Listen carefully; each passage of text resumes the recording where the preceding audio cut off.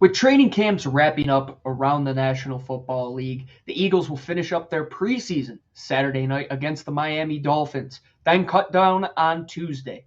Who's going to make the 53-man roster? Who's on the bubble? And who could potentially see their dreams cut short in Philadelphia? All that and more on today's edition of the Locked On Eagles podcast. You are Locked On Eagles, your daily Philadelphia Eagles podcast. Part of the Locked On Podcast Network, your team every day.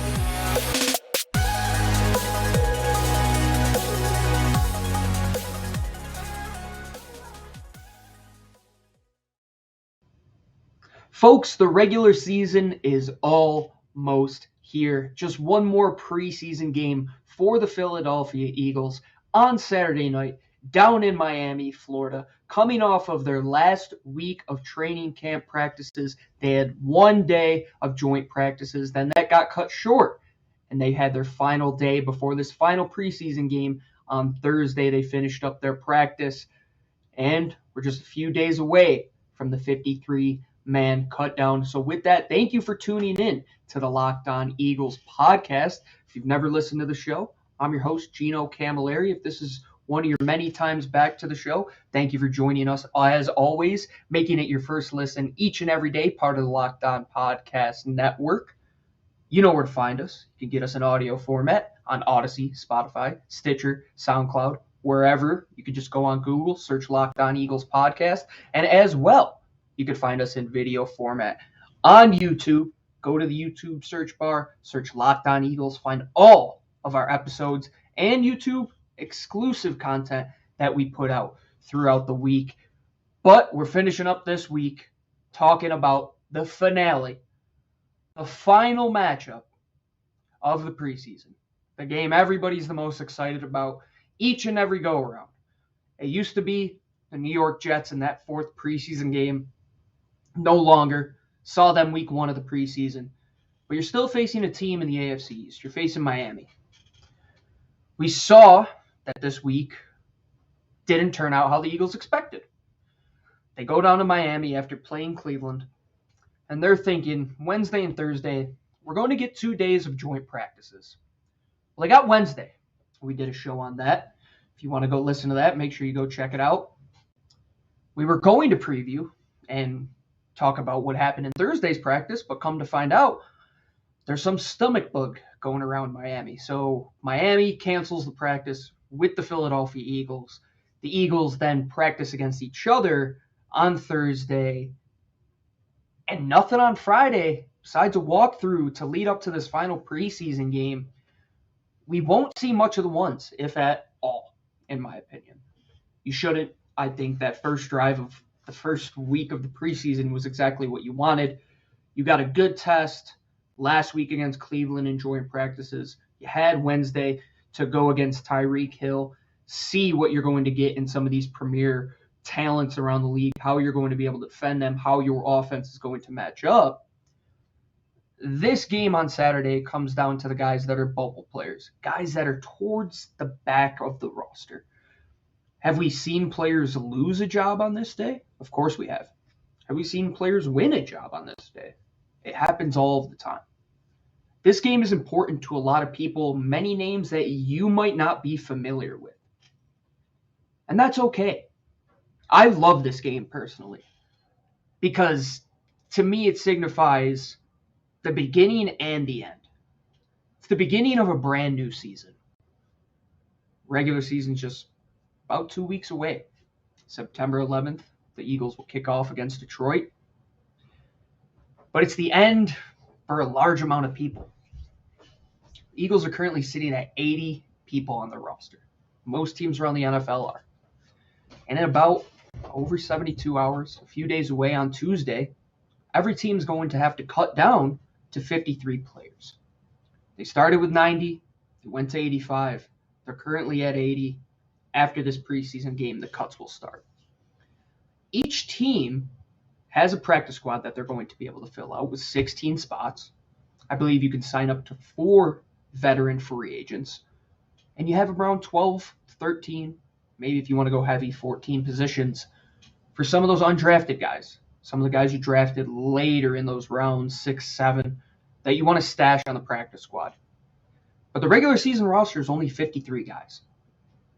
So this could be the end of a career for many of these guys. So to see and to look back at some great performances, Paul Turner, for example, you look at what he did in that preseason, he lit it up for the Eagles. And I think all of us have that little memory of what Paul Turner did a few years ago. He got lucky. He stayed around for about half a season. But then you haven't heard from him. And the reason is, guys that are on the bubble, they have to not just play onto the 53, but they have to work their way into a position on the roster. They either have to be key on special teams, potential inevitable starter, and potentially a player that you could keep on the practice squad that you could elevate on game day. But many of those guys never even make it to that. A lot of these guys, they might be signing for the XFL, the USFL. This might be the last chance they have to ever strap up in the National Football League. It might be the first chance that they've ever had, and it could potentially be the last chance at the same time.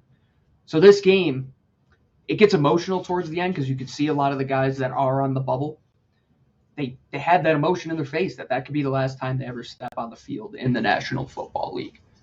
So this game, as somebody who loves player evaluation, loves the process of getting depth and finding guys that will be practice squad studs. I track practice squads more than I track regular season rosters, in my opinion, because you have the ability to steal players off of a practice squad if you can identify one or two throughout the year. And you also had this big influx of 27 times 32.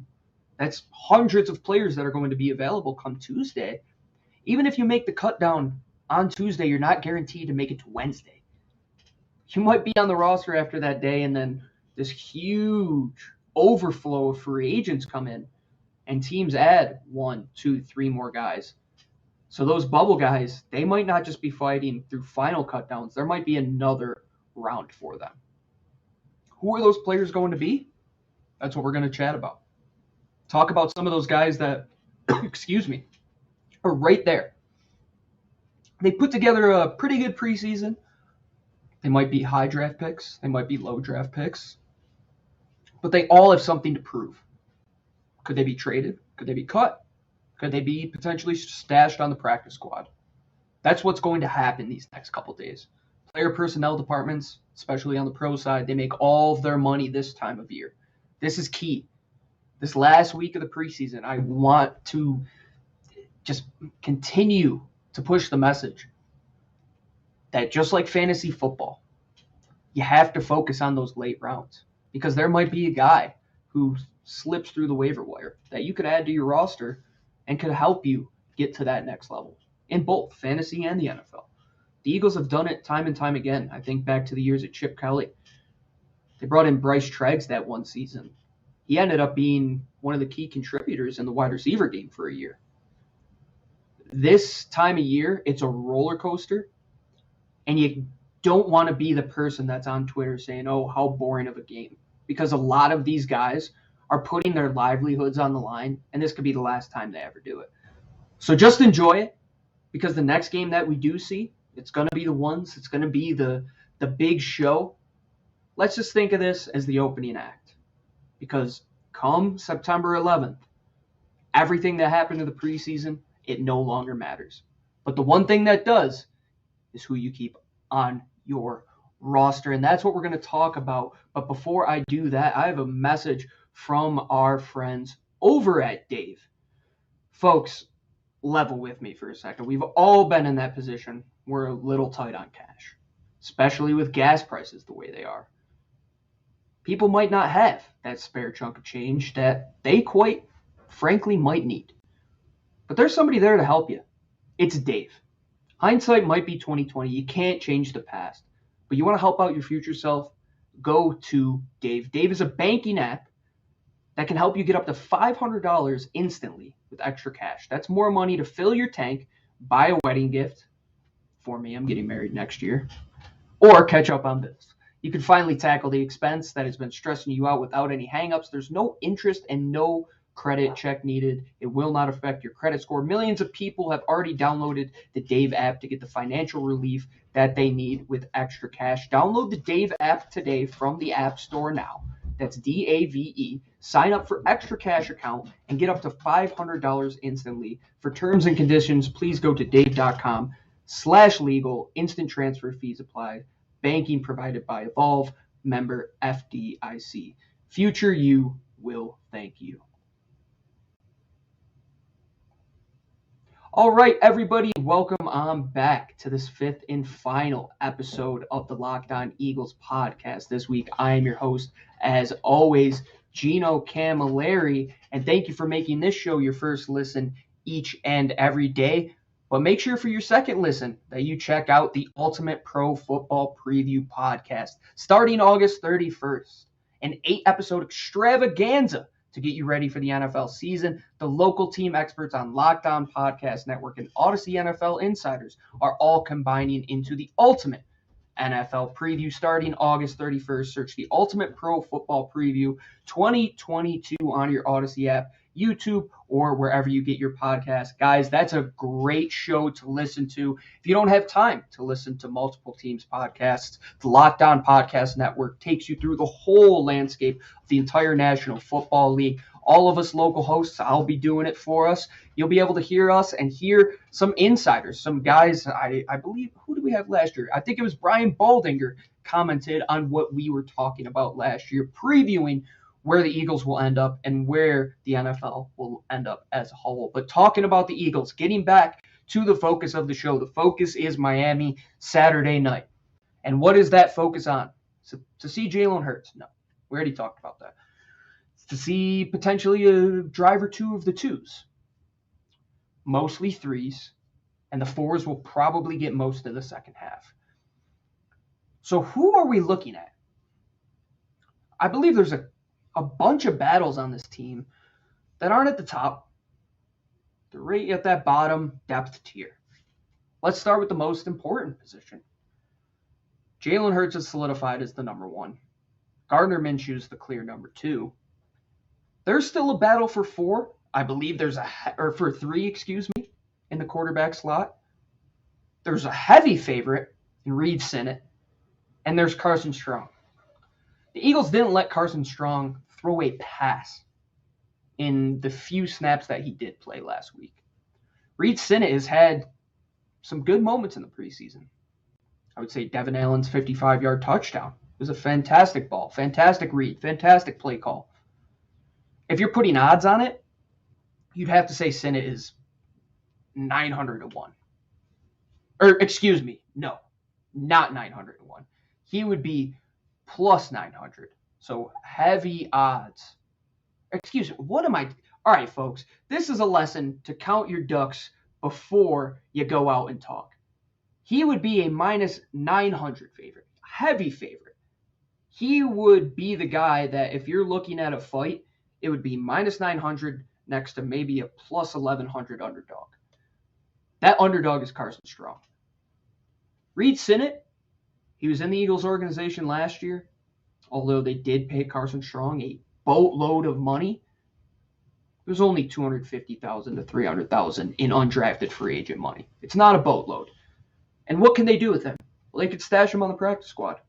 Yes, they did pay him a lot, but is a team with the limited snaps that he's had going to sign him to their 53-man roster? I would say no. And do the Eagles even carry three quarterbacks is the question. Teams have gone light. They've gone with two. They've had their practice squad guy that they can elevate if they need be. I believe they end up going with three to start. There's potential that Sinnett might not make it the whole year. But to start, I would put heavy odds, minus 900, folks. I got it right this time. That he would be the guy in that third slot. Should probably get a quarter. If they pull him sooner than a quarter, I think he's solidified his position on the roster. Now, is it a big deal? Should he ever see game action? Absolutely not. That would be the worst case scenario. But you have to have depth. You have to have quarterbacks. You have to keep evaluating and keep developing quarterbacks. Carson Strong, you hope he can develop into being that guy, but right now he isn't. So go with the player on your roster that's the hot hand, the guy who has shown that he could grow year over year. Hats off to Reed Sinnett. I truly believe he's had an incredible offseason for what he's been presented. The second and third team offenses haven't looked great in all of those games, and he's put together some good moments in his time in Philadelphia. Sticking with the offense, let's go to the wide receiver position. This is as clear as it was 4 or 5 weeks ago. 1 and 2 and 3 and 4, we know who they are. But who are 5? Who is 6? Are they keeping 6?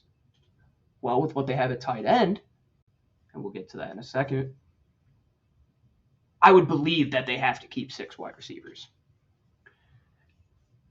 I would say that out of all the players, Jalen Reagor, John Hightower, Deon Cain, Britton Covey, Greg Ward Jr., Devin Allen you could throw into the equation.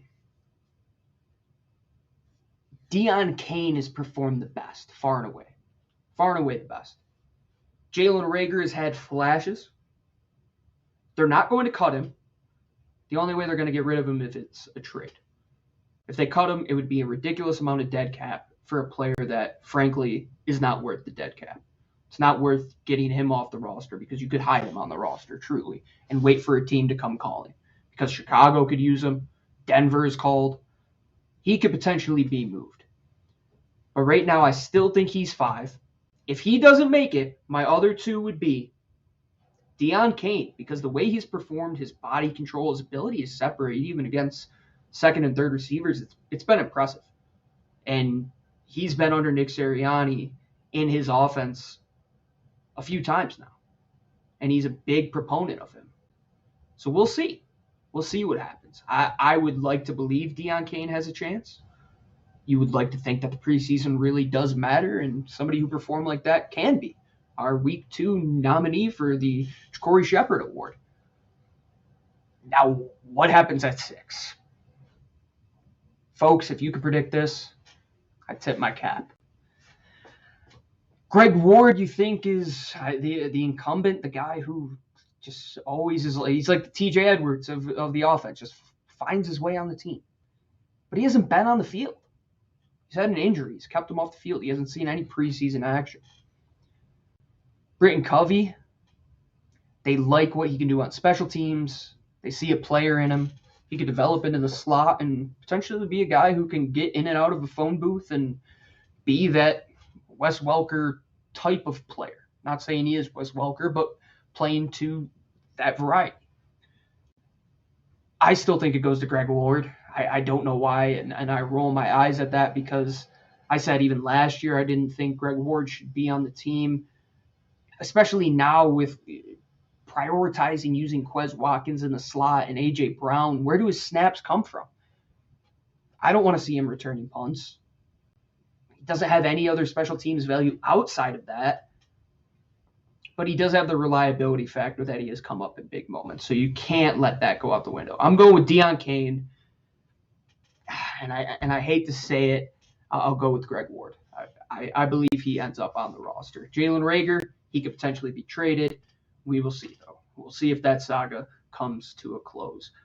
And the biggest question mark of them all is tight end, folks. We've had clarity for a decade plus now. Brent Selleck to Zach Ertz to Dallas Goedert, to all the guys mixed in between with the Trey Burtons of the world. They've just seemed to always have the right mixture. Always the best tasting cookie at tight end. Perfect amount of chocolate chips, perfect amount of butter, perfect amount of flour. You cooked it at the right temperature. Well, they had the right cookie dough, but they put this thing in the oven and, man, it just came out as one big cookie. It's just a mixture of everything. You can have Richard Rodgers, who's a veteran and could potentially be a guy who averages 6-7 yards a catch. Or you could have Jack Stoll, who's developing as a pass catcher and is more of a blocking tight end. Noah Tungiai, He's had good moments. They lost him the first time. Would they want to risk losing him a second time? And then Tarron Jackson, the biggest question mark of them all. Can he do anything? He hasn't been healthy. And Grant Calcaterra is probably going to be number 2. Do I know that for a fact? Absolutely not. Would I put my money on it? Absolutely not. I can't predict what they're going to do there. I don't know what Nick Sirianni wants to do there in terms of what type of player he wants to keep. Does he want somebody that can go out wide? Does he want somebody that has the blocking element so Goddard can be a more reliable outside threat? I would say Stoll makes the roster again. Tarron Jackson makes his way through the PUP. Richard Rodgers is cut and signed to the practice squad as a veteran free agent. Grant Calcaterra makes it. Noah Tungiai makes his way onto the practice squad, but I'm not sure you want to put him out there to waiver claim again. I'm not sure. I would do it again. They regretted it the first go-around, and it seems that they might regret it the second go-around if they do the same exact thing. So we'll see at tight end. We shouldn't have to rely too heavily outside of Dallas Goedert, but you have to have that depth. Eagles have gone nowhere in the past decade or so without the tight end depth that they've had. Because not just are they a piece of the passing game, they're a piece of what Stoutland does in the run game as well. So does Stoutland have some say? Does he love what Jack Stoll can do? Or is the pass catcher the wave of the future? Calcaterra, Tungiai. I don't see Richard Rodgers making it. Hopefully not. Let the youth go out and play. Talk about youth. Let's flip to the defensive side of the ball to finish up the show. But folks, we have a regular season game in 2 weeks. I don't bet on preseason football. I bet on regular season football and college football, which starts this weekend as well. And there's only one app that I ever use. It's betonline.net. The official sportsbook of our podcast, official sportsbook of the entire Locked On Podcast Network. We have hundreds of hosts using this and preaching the word of betonline.net. We are all experienced gamblers in the game of sports gambling. And personally, I've been doing it for nearly half my life. I've been with plenty of sports books over the years. There's only one that I have continued with as long as betonline.net. And the reason is because it's so vast. Not just vast in the information it provides for you to research your bets, but the amount of bets that you can make. We do a segment here at Locked On called LOE3, where we pick 3 player props each and every week from this insanely large pool of player props that they have. You can make your own player props as well, something I've never seen. You could bet on futures. You could bet on any sport that's going on. UFC action is happening all the time. All of the soccer leagues around the world are back. Football's coming back. The NHL and NBA will be back before we know it. Playoff baseball is right around the corner. This is the time. Get in at betonline.net because it's where the game begins.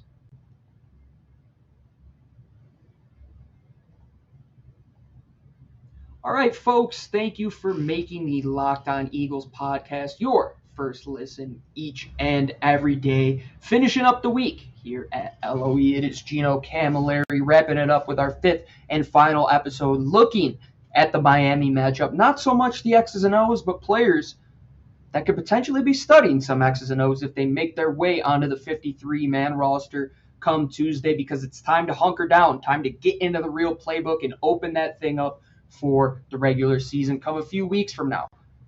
But 27 guys on this team won't be able to do that because they're going to be cut before Tuesday's deadline. We talked about the offense prior to our message, and now we're talking about the defense. Not so many question marks on the defense as I would say the offense, but there's still a bunch. The offense, you still have the offensive line, which I didn't want to get into the depths of. We'll see what Stoutland likes there. Defensive line, we know the big names. We know Fletcher Cox, Hargrave. We've gone down the list time and time again. We don't need to go there. But where we do need to go, I want to focus on 2 positions. I want to focus on depth edge rusher at both the defensive end and the Sam linebacker position. What happens at edge in terms of defensive end? If the Philadelphia Eagles keep Derek Barnett over Tarron Jackson, folks, I haven't been mad on this show in quite some time. I will be very upset. I personally was a big fan of Tarron Jackson. Prior to him coming out of Coastal, he was an unbelievably versatile player. Comes to Philadelphia and flashes in his moments in the regular season last year. Put together a good preseason. I look at his skill set, his ability in the pass rush game to change up his pass rush plan throughout the game, to give you so many different looks, to counter, to keep his anchor in the run game. And I look at what he can be. And then I look across the aisle and I see Derek Barnett, and I already know what he is. He's a player that you can't rely on. You can't make the argument to me that even with the contract he signed, that he deserves a spot over Tarron Jackson. And frankly, if you're going to keep another rusher off of the edge, give me one of the two more explosive Sam linebackers in Patrick Johnson or Kyron Johnson. Derek Barnett presents nothing of use to me. Nothing of use to this franchise right now, in my opinion. He's either going to take snaps away from your veteran guys who should be playing those deserved minutes, or taking away reps from the guys that are going to take those players' jobs. I don't know why he re-signed. I don't know why the Eagles offered him a contract. And I frankly will be perplexed come Tuesday if he is on this team. I love the youth of what the Eagles brought in off the edge, especially now with the role of what Hassan Reddick will be, to develop a player that could play as a depth role there, or even a secondary Sam that they could put in there and even open up the playbook even more. And right now, those two guys are more reliable in terms of not taking personal fouls. Nick Sirianni said it. It's always him. It's always Derek Barnett. Give me the youth. Keep the guys with more athleticism. Derek Barnett should not be on this football team. All right, I will end that. Going to linebacker. This position, we know who's going to make the team if they keep 5. But do we know who's going to make it if they keep 4? Do they count the Sam as a linebacker position? Because if so, you could see them go light here and keep 4. And with that, I believe it would be down to Shaun Bradley and Davion Taylor. Davion they've invested much more in, but he hasn't developed. Shaun Bradley, he's a special teams guy. But the minutes he does put in the regular season as well, he has performed. He's put together multiple good preseasons. But you have Howie Roseman making decisions. He's a guy that likes to sit on his hands with players that he selected in higher rounds. We did see a change of heart with J.J. Arcega-Whiteside. But if the next chip were to fall, would it be Davion Taylor? Would they cut him? That I don't know. The guy that was instrumental in drafting him, Andy Weidel, who talked ad nauseum about going to that game when they played Oregon. He would always reference that as to a big reason why they drafted Davion Taylor where they did. He's not in Philadelphia any longer. Does Howie Roseman have that same attachment to Davion Taylor where if they're not going to start him and he wouldn't be the next guy up, Nakobe could possibly be, would Shaun Bradley be the better option as a special teams ace? There's a conversation that's going to be happening. I don't know. I think they keep 5. I think it's smart to keep 5 there as well. You don't know the health of Nakobe Dean right now. If he does see a full 60-plus snaps, would you want him to see that many? No. You want him to develop. Would Davion Taylor want to see that many? I wouldn't want to see him in there for 60 snaps a game. That's just a disaster waiting to happen. But you have Kaiser White. You also have TJ Edwards, very reliable players. We'll see what happens. This position, I would have to say, is the biggest variance of what could happen out of all of the positions to me. if they keep 4 versus if they keep 5, and what happens if they do keep 4. The final position I'm going to go to, we're going to talk about corner, because safety, I believe they keep 5. I think they go Jaquiski Tartt, Anthony Harris, Kevon Wallace, I think, has played his way onto this team. You also go with Marcus Epps and Andre Chassery. Now, corner, actually Josiah Scott in that equation as well, folks. So let's do this. At corner, I'm only going to pick one, because they could potentially keep Josiah Scott as a backup nickel and an overhang corner/safety combo. I say Josh Jobe makes this team as that 4th guy, as that next up outside corner. Could you make the case outside of Josh Jobe? I'm not 100% sure there really is anybody that has been at that level. Tay Gowan has performed okay. Kari Vincent has been near awful at this point. I think you go with those 4, keep Josiah Scott, and potentially go light there if you're keeping more safeties. But Josh Jobe has earned his way onto this roster. He's seen second-team minutes, second-team snaps with Zach McPherson, who would be obviously after James Bradbury, after Darius Slay, then Avonte Maddox. Then you throw a guy like Jobe into the equation and Josiah Scott if need be. So you keep 5, potentially 6 cornerbacks. And what does that lead us with? Or what does that leave us with, rather? It leaves us with a team that should be down to 53, and it should be the best 53. Will there be some question marks? Absolutely. Will we have more answers than questions? That I would say yes. We still have a lot to come in the next 4 or 5 days before we really settle down and look at what is ahead. Now comes the hard part. Can you find the guys beyond your top 11 on both sides of the ball that will help you? Not week 1, not week 2, maybe not week 10, but week 15, week 18, week 1 of the playoffs. Guys that could be instrumental in helping you get through this long, tenuous season, which is the National Football League. And until they expand rosters, you have to do a fantastic job getting down to 53, and you have to make sure you put 16 guys on your practice squad that you can rely on.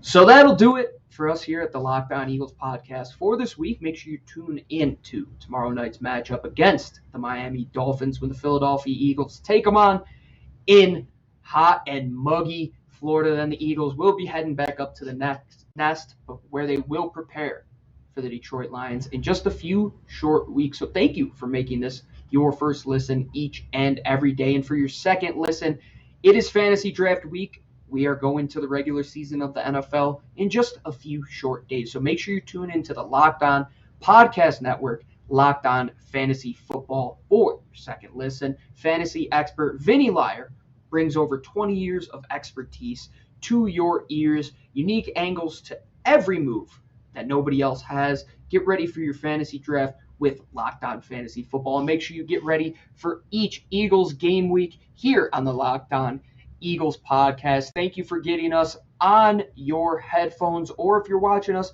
on YouTube, make sure you tune in wherever you get your shows: Odyssey, Spotify, Stitcher, SoundCloud. Tune in. For me, Gino Camilleri, I'll leave you with this: Fly, Eagles, fly.